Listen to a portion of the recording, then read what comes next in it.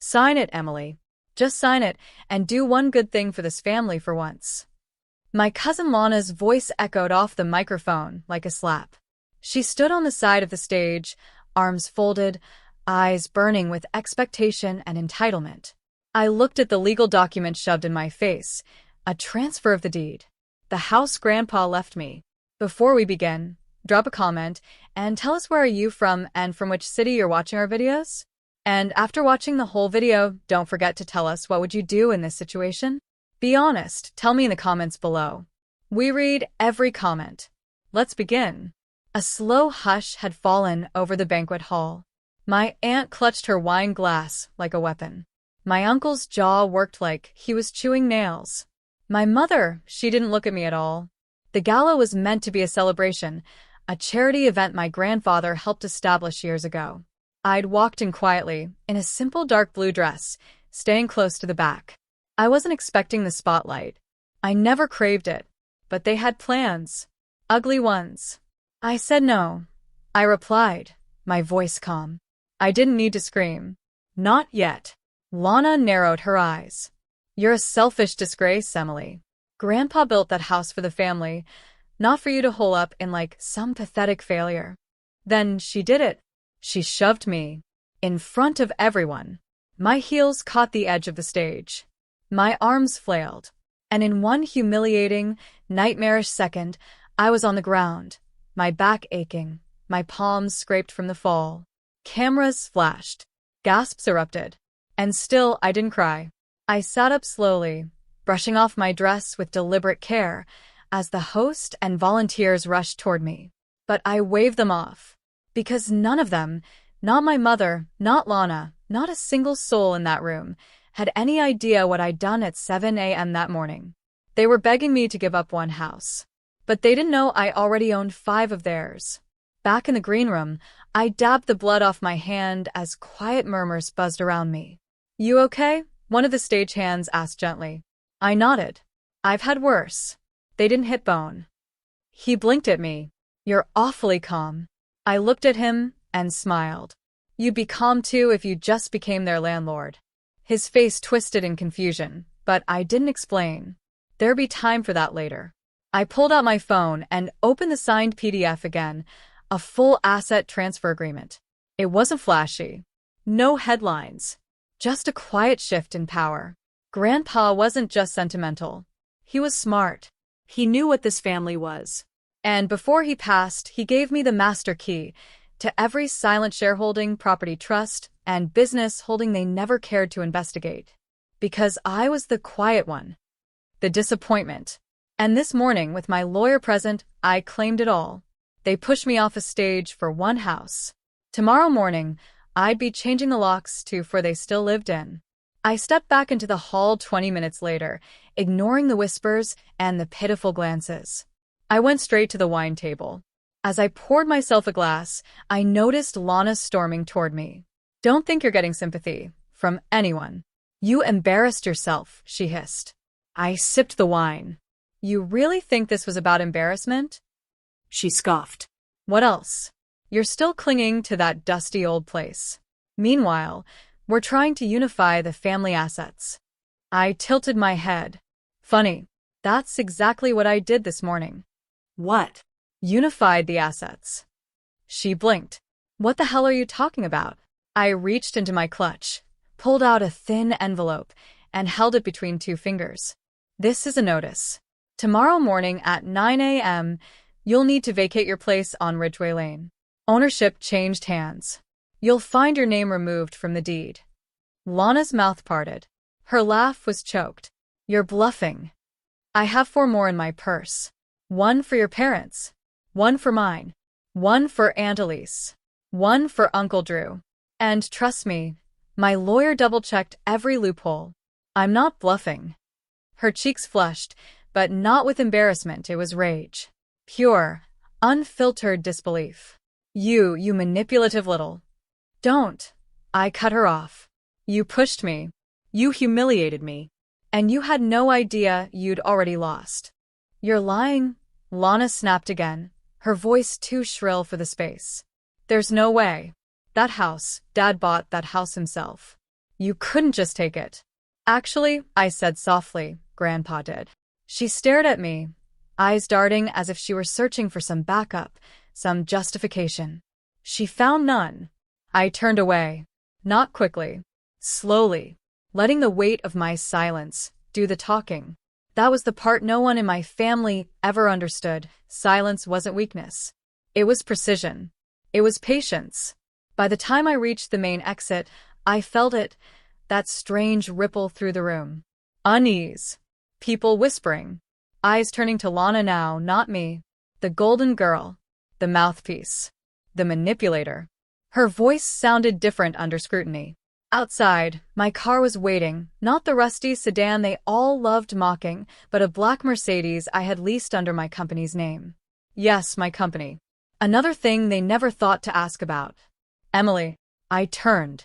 My mother was hurrying down the steps, heels clacking. Her expression was unreadable, tight lips, narrowed eyes. Not anger. Not yet. Confusion mostly. Wait a second.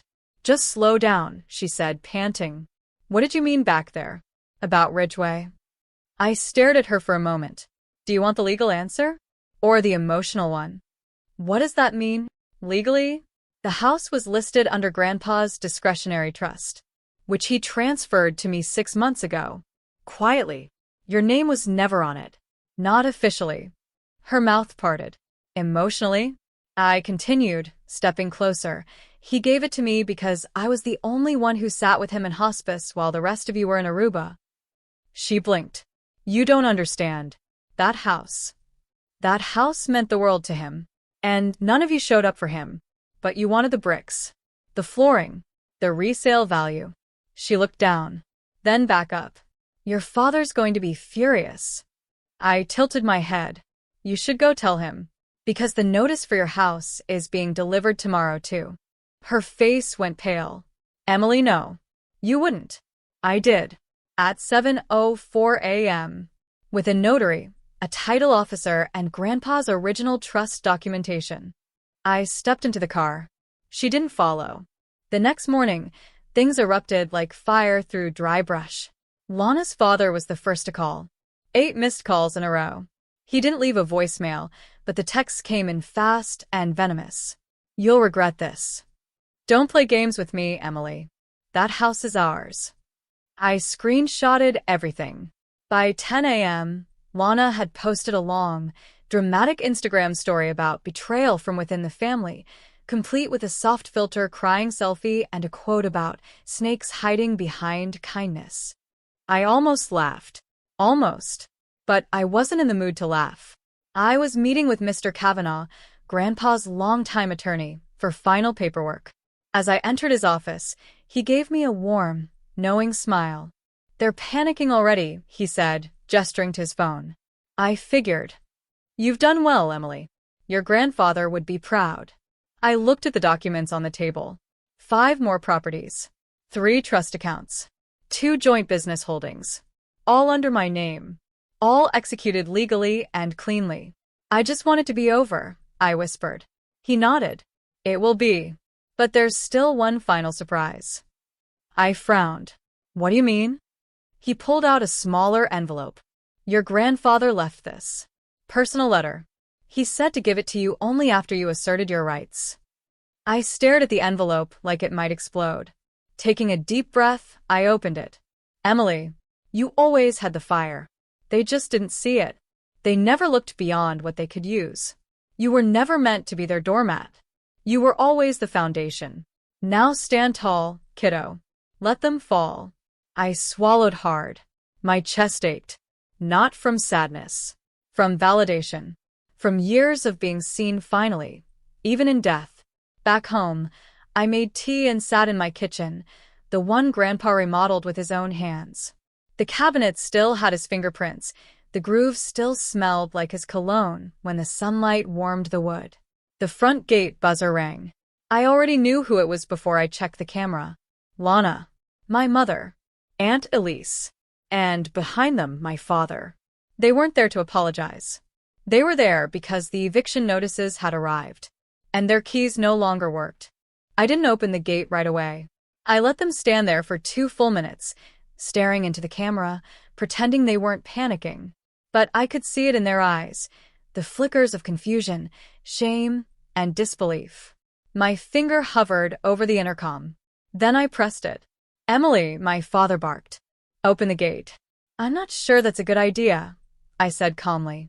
"This isn't funny," Aunt Elise snapped.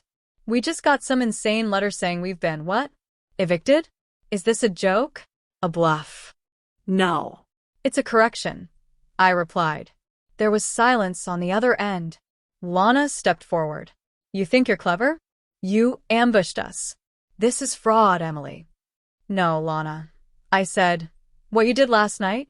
Pushing me off a stage in front of 200 guests? That's assault.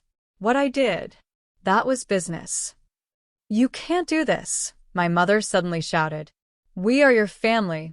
How could you betray us like this?" My hand gripped the counter. The teakettle whistled faintly behind me. "No." "You don't get to use that word. Betrayal requires trust first. All I ever did was help this family, quietly, without needing applause, while you all treated me like a backup generator you hoped would never turn on." Lana laughed bitterly. "So now what? You're going to lord it over us? Make us beg for our homes?" "No," I said. "I'm going to let you feel what it's like to not be entitled to everything you never earned." My father leaned in closer to the camera. "You're angry. I get it. But you're making a mistake. That house was supposed to come back to the family." I tilted my head. It did. I am family.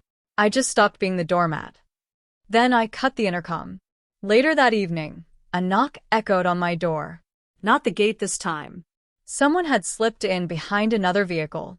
It was Lana alone now, standing at my doorstep, makeup smudged, hair pulled into a loose bun, no phone in her hand. "I'm not here to fight," she said. I need to talk." I didn't say anything, just held the door open enough for her to step inside. She didn't sit. She just paced. "I didn't know," she began. "About Grandpa, about the trust, about the businesses, about any of it. I thought you were being selfish." I stayed quiet. "You were always so quiet. You never said anything when people walked over you. You just took it." "I didn't realize that you were the one standing on my back," I said softly. She froze. "I did nothing but help you," I continued. "Do you remember that night you cried in my car because Uncle Mike said you were useless? I told you you were enough. Do you remember when you got your DUI and I used my own savings to pay your legal fees so Grandpa wouldn't find out? I protected you. And you laughed at me when I inherited the house. You spit on me for it." "I know," she whispered, eyes watering. "I was wrong." Silence stretched for a moment. "I can't undo what happened," she added. "But I want to make it right." I didn't answer immediately. Instead, I walked to the bookshelf and pulled out a leather-bound file. I handed it to her. "What's this?"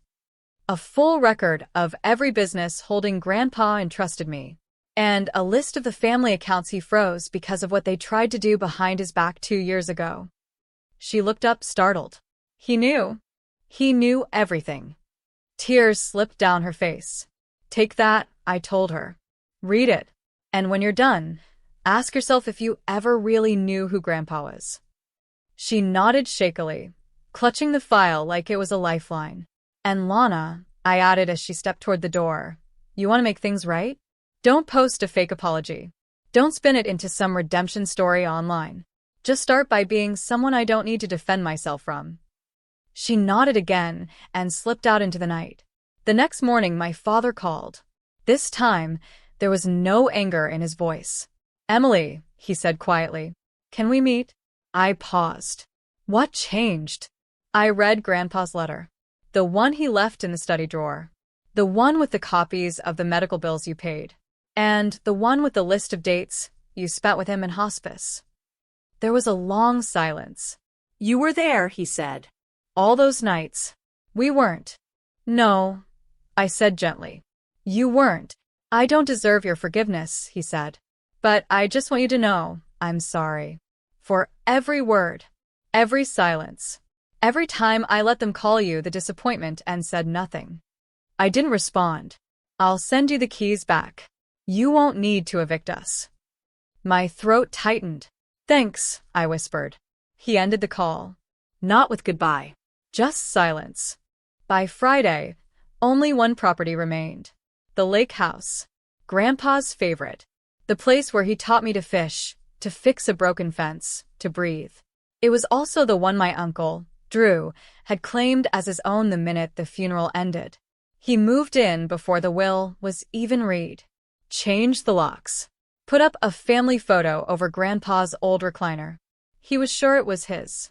Until now. I arrived unannounced. The gate was open. Of course it was. I didn't knock. I stepped inside like I belonged because legally I did. Uncle Drew was at the kitchen table, mid-bite of a sandwich. He looked up startled.